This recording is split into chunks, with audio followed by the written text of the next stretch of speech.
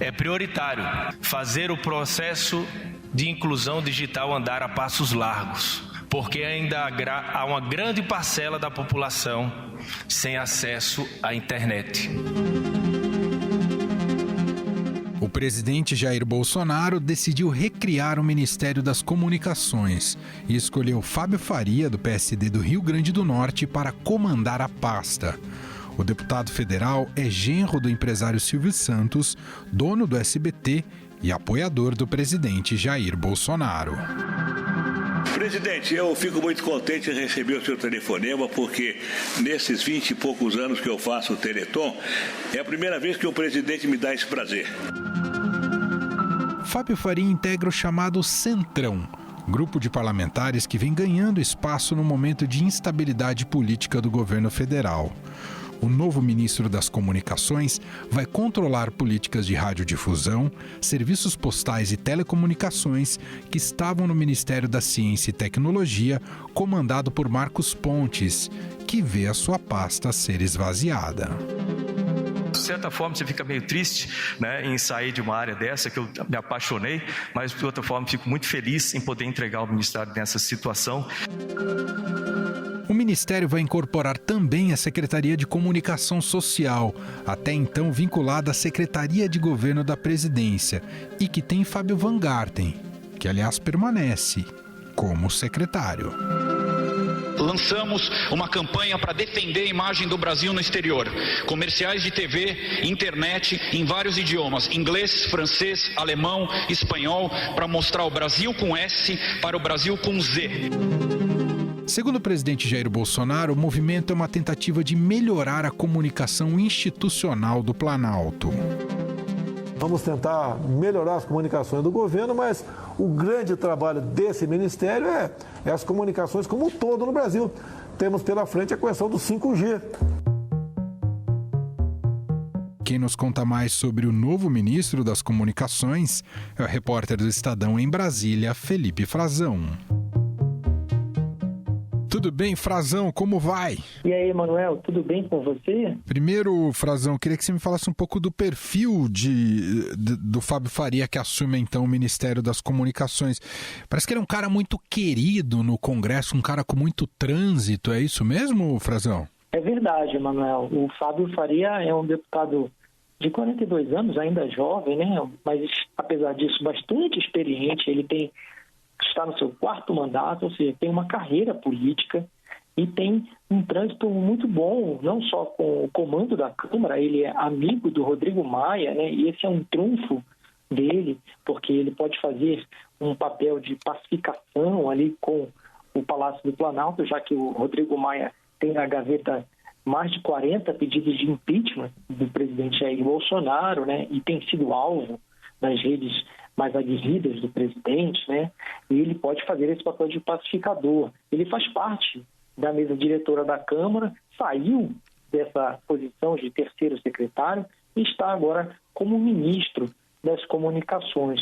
Ele faz parte do PSD, né? Um partido que, apesar de dizer que não faz parte do Centrão, já que não tem nenhum apego ideológico, é um partido que apoia vários governos, assim como o próprio Fábio Faria.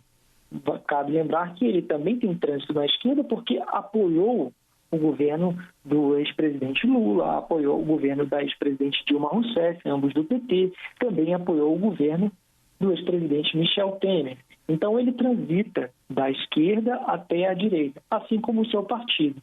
E esse foi um agrado que o presidente fez, né? Ele agradou não só a próprio Fábio Faria, agradou ao comando da Câmara, ao Rodrigo Maia, agradou ao baixo clero, agradou ao partido PSD do ex-ministro Gilberto Kassab, que também ficou muito feliz com essa indicação e que foi também ministro das Comunicações no governo Michel Temer.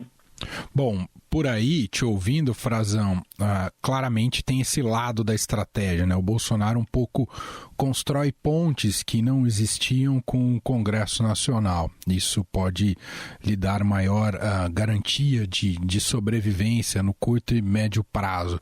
Mas há riscos também envolvidos ou não, Frazão?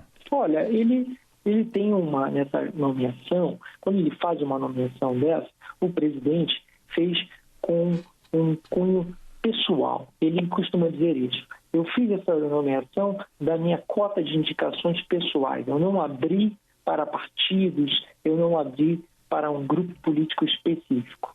Pode ser porque o Fábio Faria, ele tinha, de fato, já um trânsito muito bom com o presidente, né?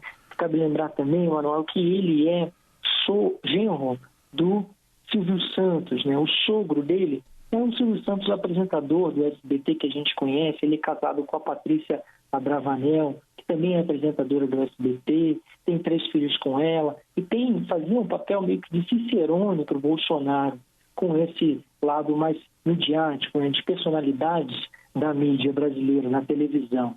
Mas, quando ele faz essa escolha, que agradou também aos filhos dele, os filhos dele gostam do Fábio Faria, convivem com ele acabou desagradando algumas alas do Congresso que estavam querendo ter um ministério.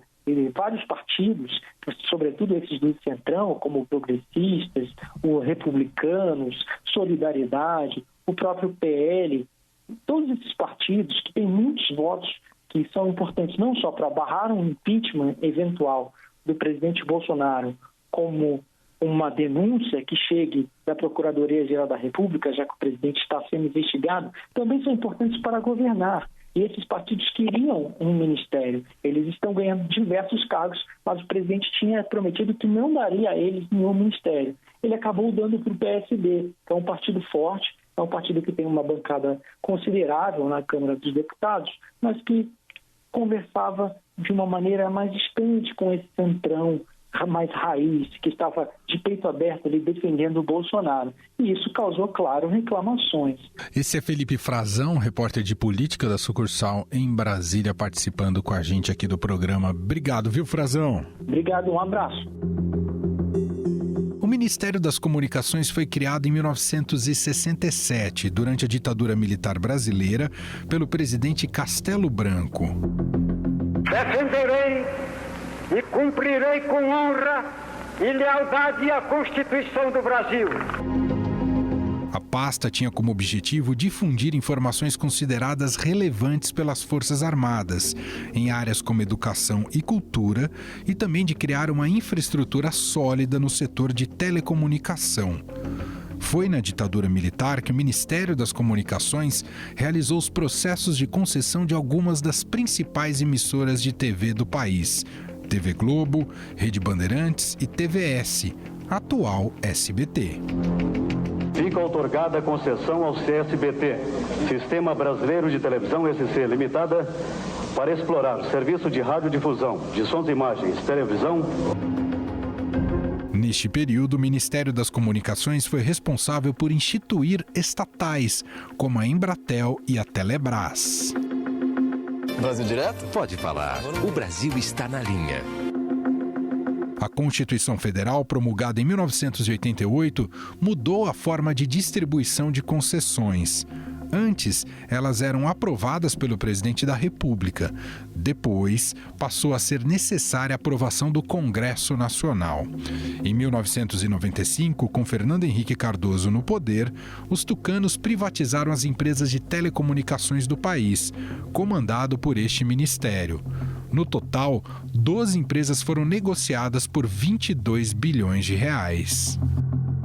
9 das 12 empresas de telefonia do Brasil agora estão nas mãos dos espanhóis, italianos, portugueses, americanos e japoneses. O capital estrangeiro bateu recorde, investiu mais de 15 bilhões de reais e promete investir muito mais.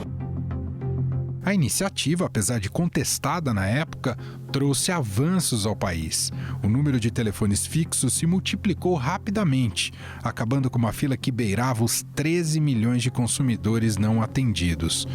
Nos governos petistas, o ministério ficou marcado pelo debate sobre regulação da mídia. O tema começou ainda na gestão Lula e seguiu no mandato de Dilma Rousseff. Que nós vamos regular os meios de comunicação. Em maio de 2016, Michel Temer assumiu a presidência da República interinamente e reduziu o número de ministérios de 32 para 23. O Ministério das Comunicações deixou de existir e acabou se integrando ao Ministério da Ciência, Tecnologia e Inovações, comandado por Gilberto Kassab. Acredito que o Ministério das Comunicações é o melhor parceiro que poderia haver para a ciência, tecnologia e inovação. Aldo Rebelo, que comandou a pasta de Ciência e Tecnologia em 2015, conversou aqui com o nosso programa Estadão Notícias e diz que incluir comunicações neste ministério foi um erro. Eu creio que nós deveríamos começar por fazer uma apreciação da fusão desses dois ministérios. Por que ciência, tecnologia, inovação e comunicações? Porque isso foi fundido no único ministério, sendo que, embora comunicação tenha, de fato, uma disciplina de ciência e tecnologia, tem muitas atribuições administrativas, que não tem nada a ver com ciência nem tecnologia. A administração das comunicações, a criação da infraestrutura das comunicações, não tem, de fato, uma relação direta com ciência e tecnologia. Então, eu creio que, desse ponto de vista, o desmembramento é algo natural, porque quando esse ministério foi criado e teve à sua frente técnicos especialistas, como Gino Corsetti, o comandante Euclides Quandes de Oliveira, isso ainda na época do regime militar, a preocupação era exatamente com a criação de uma infraestrutura de comunicações no país, que eu acho que o governo militar buscava e pôs gente muito qualificada para alcançar esse objetivo. E a outra é a administrativa, porque administra a distribuição, a fiscalização do sistema de comunicações do país, TV, rádio e outros meios que hoje também são disponíveis. Desse ponto de vista, portanto, eu acho que o desmembramento é desfazer um equívoco que foi a fusão desses ministérios. E quais serão os grandes desafios do novo Ministério das Comunicações? Para o ex-ministro Aldo Rebelo, hoje no Solidariedade, um dos entraves é tornar o Brasil um país inteiramente acessível. Nós temos várias deficiências. A principal delas, que eu vi como ministro da Defesa, como ministro da Ciência, Tecnologia e Inovação, é que nós temos um vazio em 2/3 do nosso território, a Amazônia, por exemplo, e nós não temos infovias. Nós precisávamos organizar eventos na Amazônia e nós não tínhamos capacidade de organizar porque não tínhamos os elementos, a infraestrutura e a logística de comunicação. Eu acho que o Brasil ainda é um país que não está integrado do ponto de vista das comunicações. Tentamos até lá na Amazônia fazer as chamadas infovias fluviais, usando o leito dos rios, porque na margem dos rios estão as comunidades da Amazônia, os índios, os ribeirinhos, as cidades, e usando isso com o Ministério da Defesa, da Ciência e Tecnologia, mas com poucos recursos, tentamos recursos junto ao Fundo Amazônia e não conseguimos, para dotar essa região de 2/3 do território brasileiro de infraestrutura para comunicação, que nós temos muita deficiência. Nós temos esse grande desafio que se apresenta, um divisor de água, que é a tecnologia 5G, e vai ser motivo de disputa geopolítica, porque tem o interesse dos americanos, tem a tecnologia dos chineses, e nós vamos ter que fazer uma escolha, como tivemos que fazer sobre tecnologia para a televisão há 10 anos atrás. Como disse o ex-ministro Aldo Rebelo, o Ministério das Comunicações já tem um grande desafio pela frente, o leilão do 5G, previsto para o final de 2020. Essa nova banda de internet promete revolucionar principalmente a automação das coisas, o que abre caminho para a construção de cidades inteligentes. No entanto, existe uma pressão da ala bolsonarista contra empresas chinesas, como acontece nos Estados Unidos. O deputado André Figueiredo, que foi ministro das Comunicações em 2016, também conversou aqui com a gente, com o Estadão Notícias, e diz que é um erro tratar o assunto de forma ideológica. Nós temos que leiloar o restante das frequências da tecnologia ainda chamada 4.5G, que ficou faltando um lote ser leiloado, a utilização da frequência de 700 MHz, para que nós possamos, pelo menos, já dar como otimizada a utilização do 4G mais avançado, que algumas operadoras chamaram de 4.5G. A tecnologia 5.G ou 5G, eu tive como ministro das Comunicações ainda em fevereiro de 2016, assinando um acordo de cooperação com a Comunidade Europeia. E era um acordo baseado única e exclusivamente na questão do Brasil ser um protagonista no desenvolvimento da tecnologia 5G. Passaram mais de 4 anos e nós avançamos muito pouco, até porque o 5G é indispensável para a internet das coisas. E se o governo federal ele tiver qualquer intenção de barrar o principal parceiro econômico dele dentro da atividade econômica como um todo, que é a China, né, para que ele possa privilegiar empresas americanas, ele está dando um grande tiro no pé, inclusive em áreas como o agronegócio, que são, digamos assim, atividades cujos parlamentares dão sustentabilidade ao atual governo também. Então, eu não acredito que ele vá à frente nessa perspectiva de privilegiar empresas americanas em detrimento de parceiros chineses ou europeus. Lembro bem também que nós estivemos visitando à época a Ericsson, na Suécia, e a gente via que eles estão bem avançados.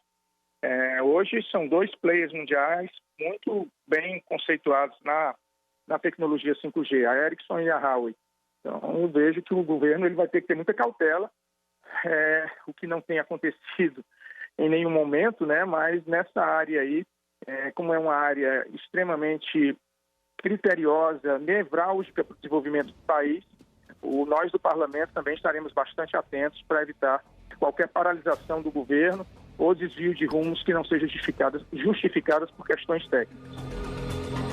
Além disso, o Ministério das Comunicações vai conduzir as negociações de renovação de concessões das principais emissoras do país, Globo, Record e SBT.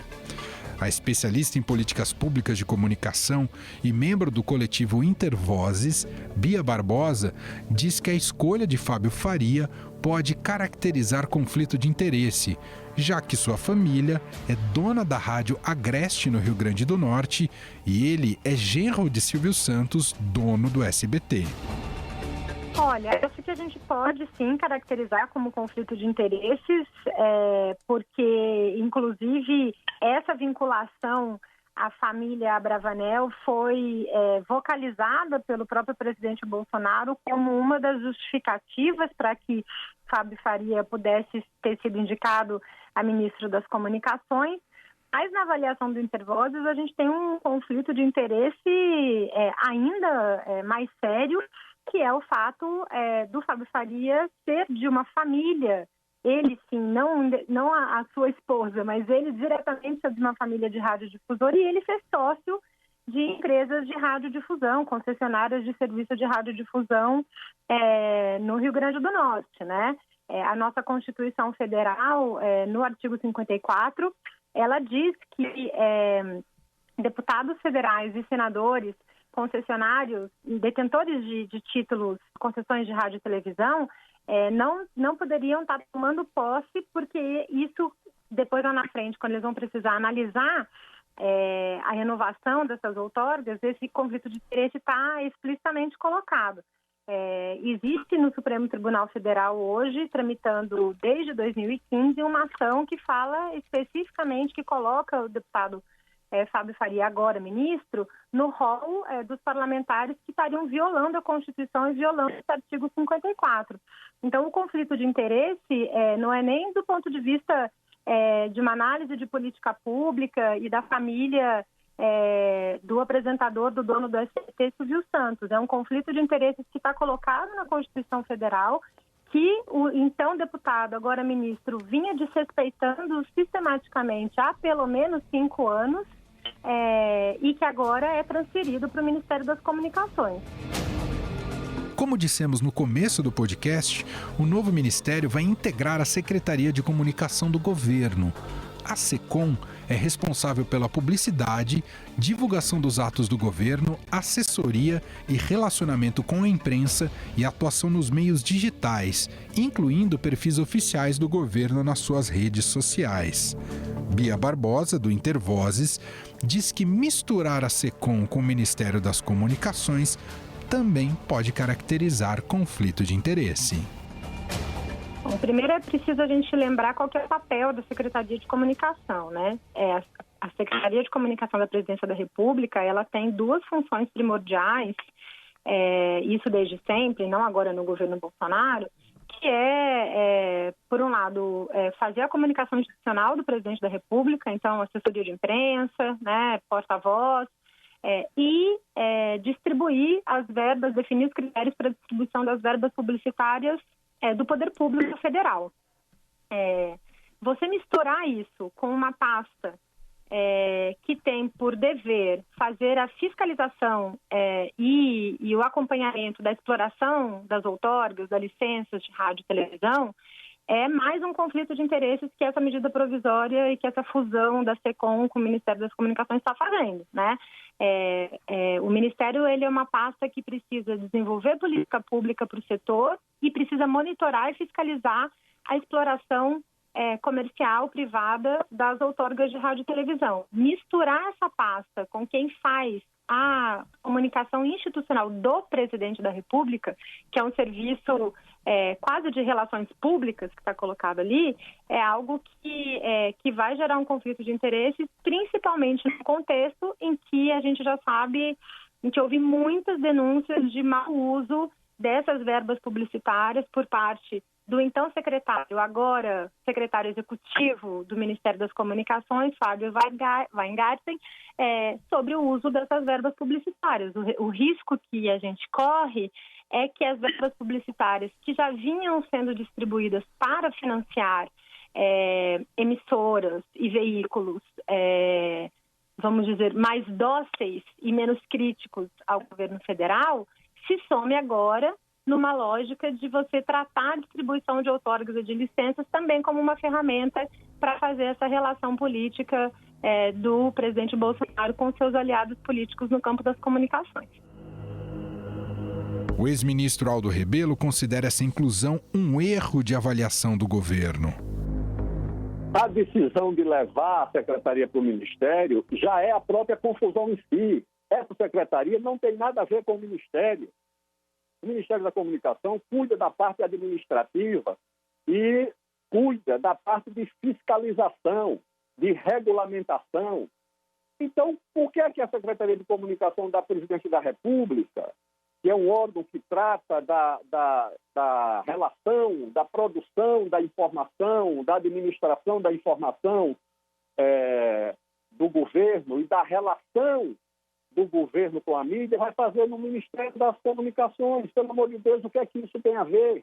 Eu acho que, na verdade, pode dispersar, fragmentar as duas tarefas centrais do Ministério.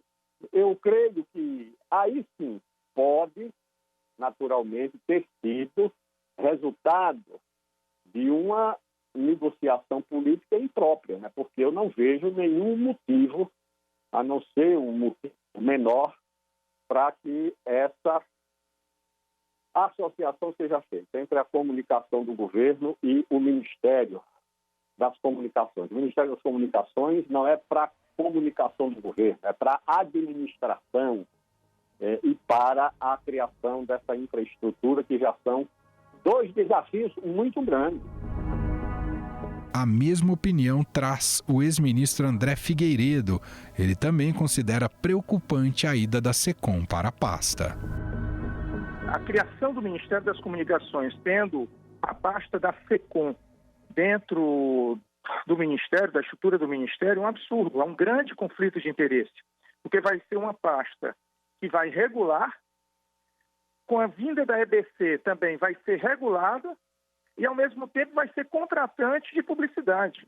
Quer dizer, é uma grande incoerência, né, no aspecto da SECOM. Inclusive, nós apresentamos um destaque supressivo para que a SECOM não fique fazendo parte do Ministério das Comunicações. É um verdadeiro absurdo nós termos uma pasta que vai contratar publicidade para o governo e, ao mesmo tempo, vai regular. É um grande conflito de interesse. E isso não tem sentido estar na mesma pasta. Nunca aconteceu isso antes. A SECOM nunca fez parte das áreas de atribuição do Ministério das Comunicações. O deputado André Figueiredo, ex-ministro da pasta, mostra uma outra preocupação, que o novo ministério traga de volta a ideia de regulação da mídia. Nos menos de 8 meses que eu fui ministro, nós começamos a discutir com o setor da radiodifusão uma possibilidade de autorregulação da mídia, sem interferência estatal. Né? E isso não foi para frente, evidentemente, porque nós não tivemos tempo hábil. Mas uma eventual tentativa de regulação da mídia por parte do governo Bolsonaro, tendo em vista os reiterados ataques que ele tem feito aos meios de comunicação, que lançam, inclusive, matérias que ele considera ofensivas, mas que, na verdade, são pura e exclusivamente a transmissão da verdade, né?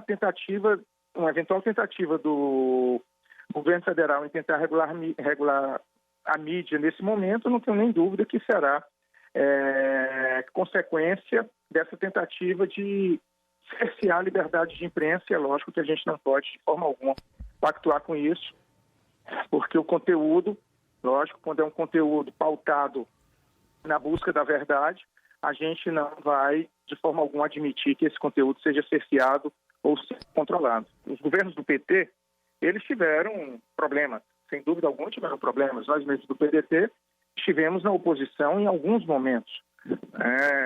E, lógico, tínhamos crítica principalmente à política econômica do governo.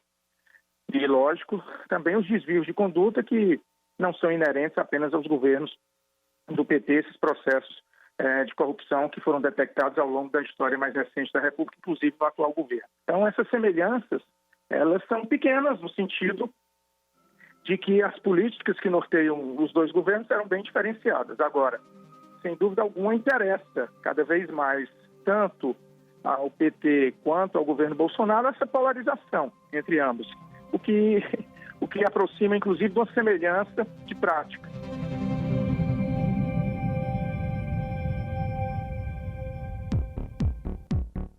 O Estadão Notícias desta quinta-feira vai ficando por aqui. Contou com a apresentação minha, Emanuel Bonfim, produção de Gustavo Lopes e montagem de Nelson Volter. Diretor de jornalismo do Grupo Estado é João Fábio Caminuto. Para conversar com a gente, o nosso e-mail é podcast@estadão.com. Um abraço para você e a gente se fala ainda hoje às 5 da tarde com mais uma edição do podcast Na Quarentena. Até lá! Estadão Notícias.